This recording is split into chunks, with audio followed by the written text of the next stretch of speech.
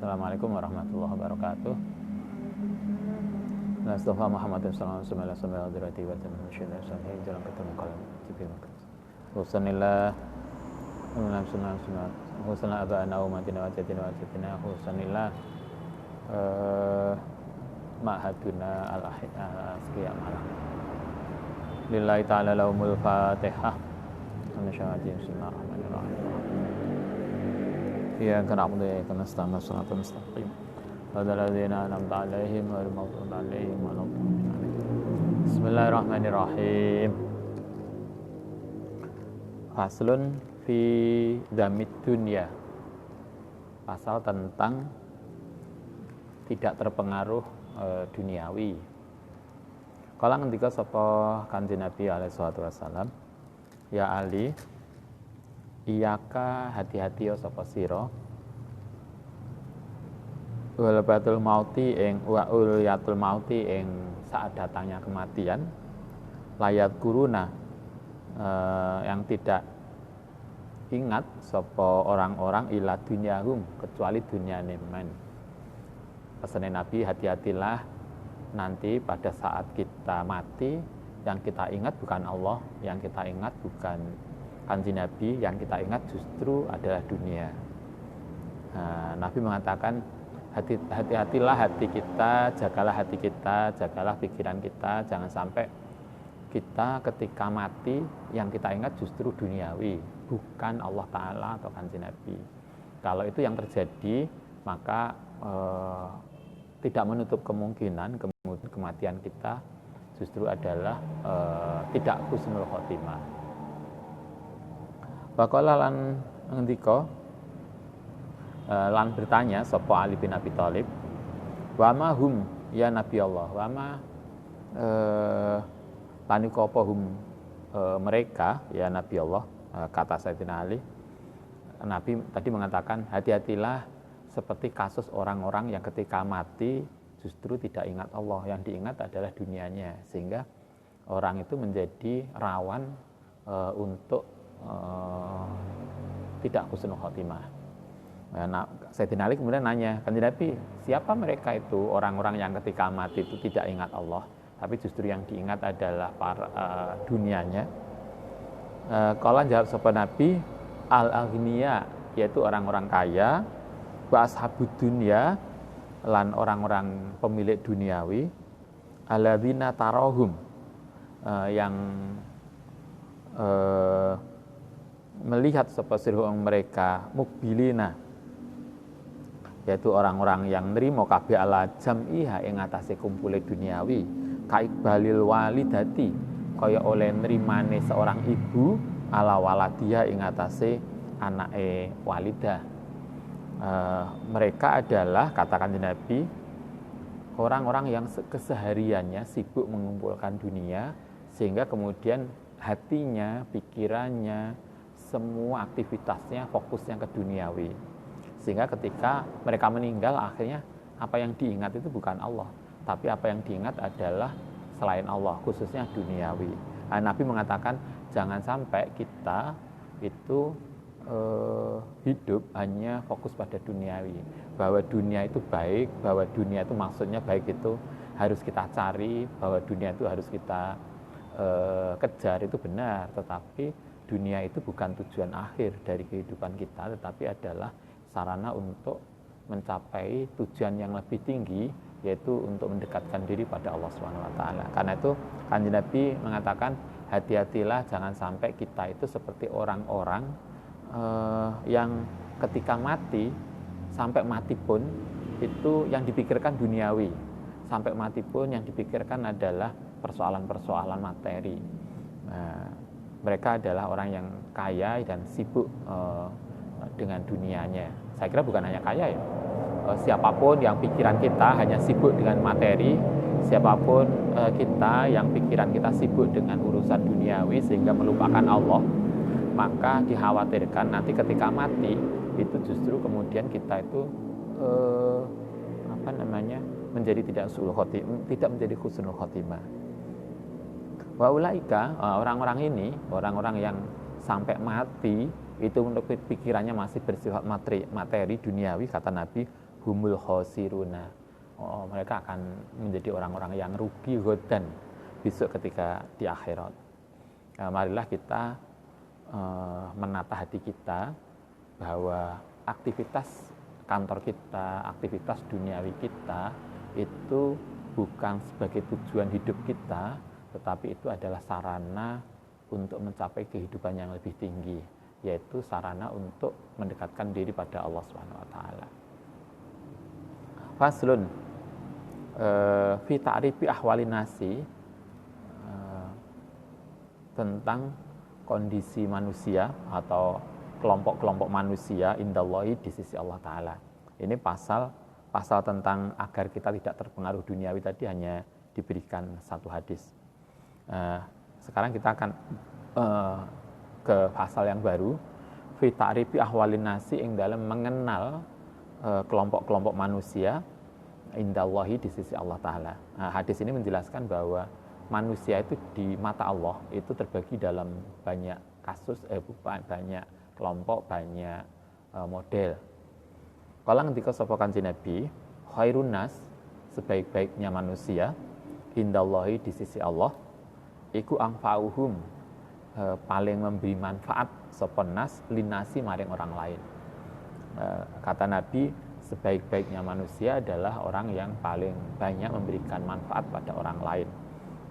Karena itu marilah kita berusaha, apapun yang kita punya, apapun aktivitas kita, apapun posisi kita, apakah kita mahasiswa, apakah kita dosen, apakah kita guru, apakah kita apapun posisi kita, marilah kita berusaha untuk memberikan manfaat sebanyak mungkin pada kehidupan. Kata Nabi, orang yang paling memberikan manfaat, orang yang paling banyak memberikan manfaat pada orang lain, itulah yang sebaik-baik manusia. Karena itulah maka kalau kita belajar hadis itu, hadis ini berarti itu menunjukkan bahwa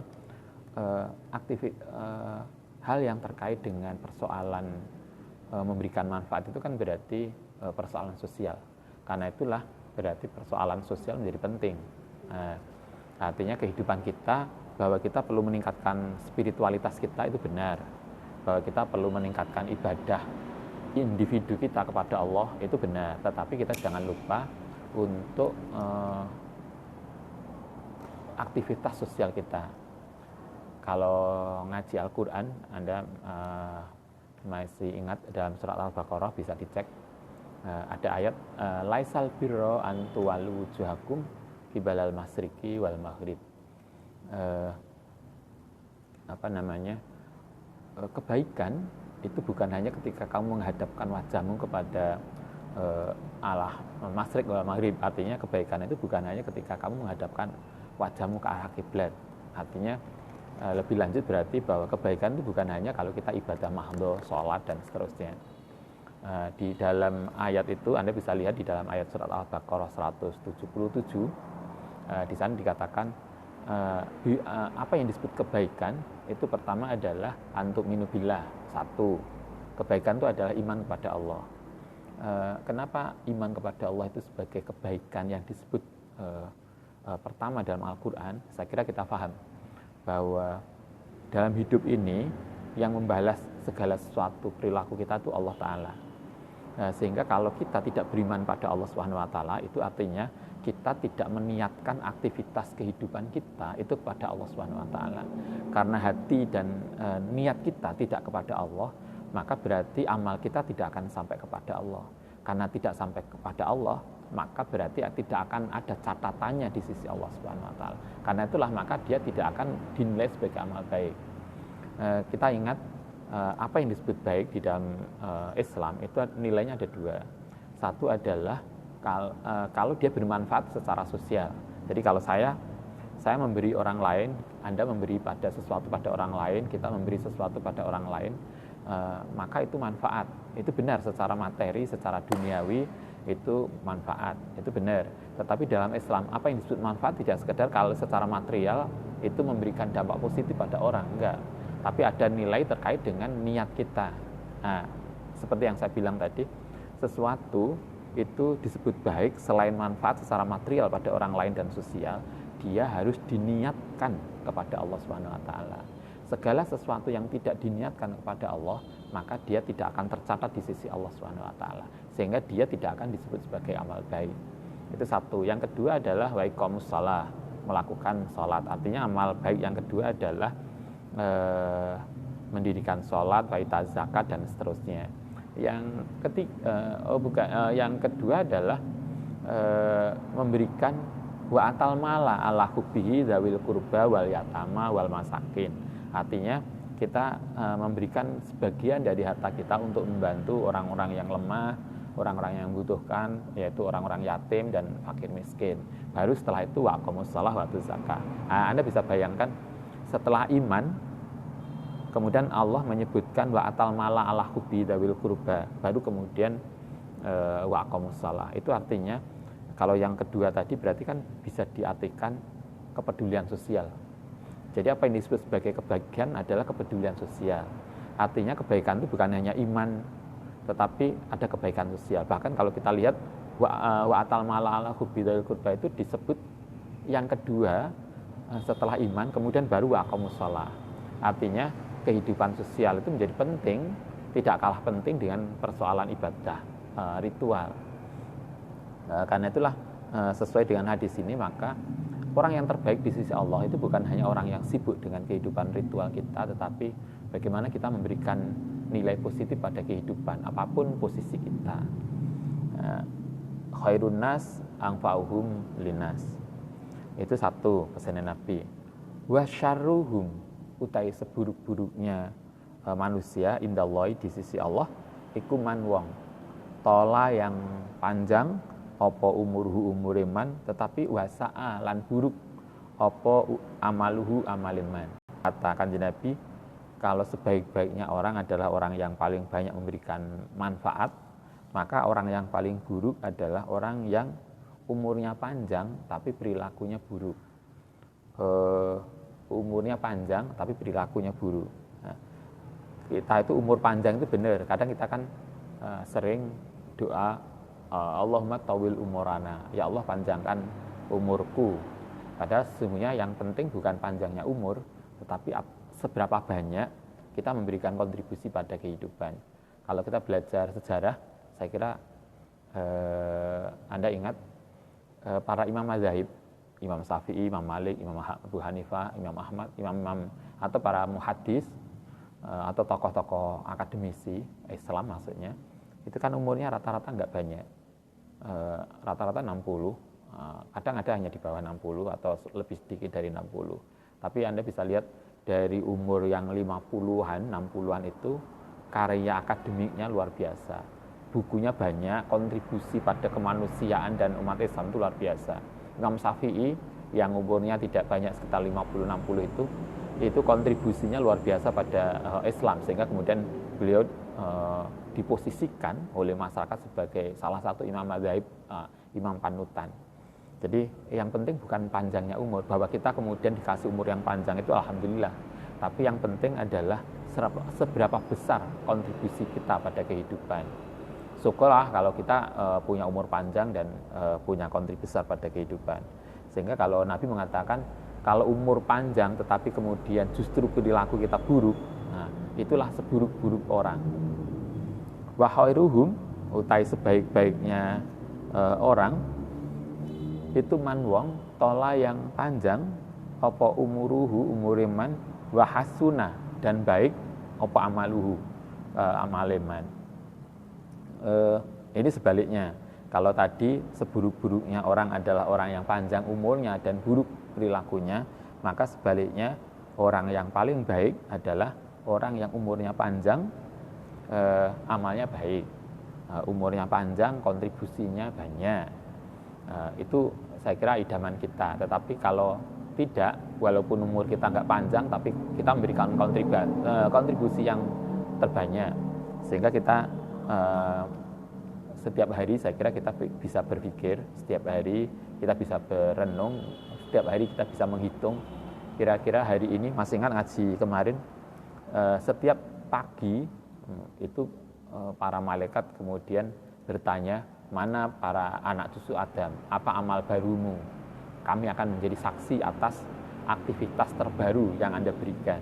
Nah, marilah kita setiap hari kita berpikir, kira-kira hari ini tadi apa kontribusi positif kita pada kehidupan, selain tentu adalah ibadah kita. Sehingga setiap hari kita harus berpikir apa ya yang baru, apa yang bisa kita lakukan, ibadah apa yang kita tambahkan, kontribusi positif apa yang kita berikan. Itu yang harus kita pikirkan. Jangan sampai kemudian hari berubah, hari berganti, minggu berubah, bulan berganti, kontribusi positif kita justru tidak banyak. Itu yang harus kita pikirkan. Sebaik-baik orang adalah orang yang punya umurnya panjang dan kontribusi positifnya banyak. Wa abghadullahi ta'ala, orang yang paling dibenci oleh Allah iku man wong. Nah, ini kemudian akan bertingkat. Orang yang paling tidak disukai Allah, orang yang paling dibenci Allah adalah man wong, seseorang akala yang makan sepoman wahdahu dengan sendirian. Kalau hadis ini mengatakan kalau kita makan kayaknya kita harus ngajak orang lain. Orang yang makan sendirian, jadi makan sendirian gak nowo-nowo pada orang lain, itu adalah salah satu bentuk perilaku yang tidak disukai oleh Allah Subhanahu wa taala. Wa mana ala nyegah sepeman roh dawu ing sedekah. Dia tidak mau sedekah, mangan enggak tawa-tawa. Wa doroba lan mukul sepeman abdahu ing pembantune man. Wa akrama lan memuliakan sepeman alghonia ing orang kaya. Tetapi wa ahana lan wahana itu meremehkan al fakiro ing orang fakir. Itu orang yang buruk. Orang yang tidak disukai Allah adalah orang yang kalau kepada orang kaya dia bahasa Jawanya munduk-munduk. Kalau pada orang kaya atau pada orang yang jabatannya di atasnya dia munduk-munduk, tapi kalau orang kepada di bawahnya dia menekan. Kepada bawahan dia menekan, dia menginjak, tapi pada atasan dia menjilat. Kalau dia makan dia hanya ingat dirinya sendiri dan tidak mau berbagi. Kata Kanjeng Nabi, itulah perilaku yang tidak disukai oleh Allah Ta'ala. Tapi ternyata ada orang yang lebih parah lagi. Wa asyaru lan lebih buruk minhu saking tadi itu ada lagi, yaitu man, yaitu seseorang asa yang hidup fil harami in dalam haram. Tadi orang tadi udah buruk, orang yang berperilaku buruk tadi, ternyata ada yang lebih buruk, yaitu orang yang hidup dengan makanan haram. Wa mata lan mati fil harami in dalam haram. Artinya ada tingkat pertama yang tidak disukai Allah adalah orang yang kalau kepada orang di atasnya, pejabat di atasnya, dia menjilat, kalau kepada bawahan dia menginjak, kepada tidak mau berbagi, dia hanya memikirkan keuntungannya sendiri. Itu adalah perilaku yang tidak disukai Allah. Tapi di atas ini, level pertama ini adalah level kedua, yang lebih buruk lagi, yaitu orang yang menghabiskan waktunya, menghabiskan hidupnya dalam persoalan haram, kemudian sampai mati dia jatuh di dalam persoalan haram. Itu orang yang tidak disukai Allah level kedua. Kemudian yang level ketiga, wa asyaru minhu, ada yang lebih buruk lagi adalah man, orang tola yang panjang apa muruhu wasa'a lan buruk apa fi'luhu perbuatan iman. Umurnya panjang, perilakunya buruk. Itu orang yang tidak disukai Allah level ketiga. Walayatubu, dan tidak tobat sapa man ama saking barang nahahu, yang nyegah sohu ing man sapa Allah taala anhu saking ma. Dia sudah buruk, kemudian tidak mau tobat. Kalau kemudian disuruh tobat, dia bilang alah nanti Allah taala akan mengampuni kita. Wa huwa halu taiman iku yatma'u, yaitu berharap fi ma'firatihi dalam pengampunan Allah taala. Dia tidak mau istighfar, dia tidak mau menghentikan perilakunya, tapi dia berpikir Allah akan mengampuni dia. Itu level ketiga. Ada yang lebih buruk lagi, tingkatan orang yang tidak disukai Allah level keempat. Wa asyaru minhu, ada yang lebih buruk lagi adalah man, yaitu seseorang azhara, yang menampakkan sepeman as-sodaqata ing sodaqah li ahihi pada saudaranya man al muslimi tati wayud biru, lan di belakangnya khilafah melakukan kebalikannya. Jadi ada level keempat itu apa bahasa kita, munafik ya, atau apa namanya. Jadi dia kalau sedekah dia pamer, menunjukkan bahwa dia orang baik. Tapi sesungguhnya kalau dia tidak di publik, kalau dia tidak dilihat orang, buruknya setengah mati. Ada toh kayak begitu. Dia sebetulnya tuh jahat banget. Dia meningkat. Tapi kalau di depan kita, di depan orangnya, dia ramah banget. Koyoknya orang baik, padahal dia jahat banget. Nah, orang yang begini, itu salah satu perilaku yang tidak disukai Allah, level keempat. Nah, hati-hatilah kita, jangan sampai kemudian kita itu menunjukkan kebaikan kita, padahal sesungguhnya kita itu luar biasa jahat. Kita hanya baik untuk publisitas. Kita hanya baik ketika kalau kita jangan-jangan termasuk itu. Marilah kita menjaga diri. Lah mau pemilu, mau pilkada, kita itu baik banget. Tapi kalau setelah itu kita korup banget, itu luar biasa. Itu level keempat yang sangat tidak disukai Allah Ta'ala. Wa asyaru minhu, ada yang lebih lebih buruk lagi, yaitu man wong dhahaba, yang berangkat atau berangkat sepeman awala umri, sejak awal umure ghaflatan, yang lupa. Jadi sejak muda dia tidak ibadah. Wa akhirahu, pada akhirnya, jadi sejak muda diajak ibadah nggak mau, sejak muda diajak memberikan kontribusi pada kehidupan nggak mau. Tapi wa akhirahu, menjelang tuanya itu juga kasalah, malas, an taatillah, saking taat Allah. Sejak muda malas, sampai mati pun juga nggak mau ibadah. Padahal dia sadar bahwa itu penting, tapi dia tidak mau melakukan. Inilah level kelima yang tidak disukai oleh Allah SWT. Marilah kita ingat, kita renungkan, jangan sampai perilaku kita itu masuk pada 5 kelompok tadi. Jangan sampai kemudian kita menjadi salah satu perilaku kita, bukan kita, perilaku kita itu menjadi perilaku yang tidak disukai Allah. Kalau kita berpikir perilaku kita itu masih tidak bagus, marilah kita berubah, marilah kita itu menata diri sehingga kita bisa menghilangkan, paling enggak meminimalisir perilaku-perilaku yang tidak baik yang disebutkan oleh Kanjeng Nabi tadi, sehingga kita mati dalam keadaan husnul khotimah. Terima kasih. Kita akhiri, kebetulan ini kita live dari antara Pare dan Kandangan. Kebetulan kita di Masjid Al-Kiram, Desa Kencong, Kencong Timur. Ini tidak tahu masuk Pare atau masuk Kandangan. Kayaknya sudah posisinya antara Pare dan Kandangan. Semoga ada manfaatnya. Semoga kita bisa menata diri, semoga kita bisa merubah menjadi baik. Al-Fatihah.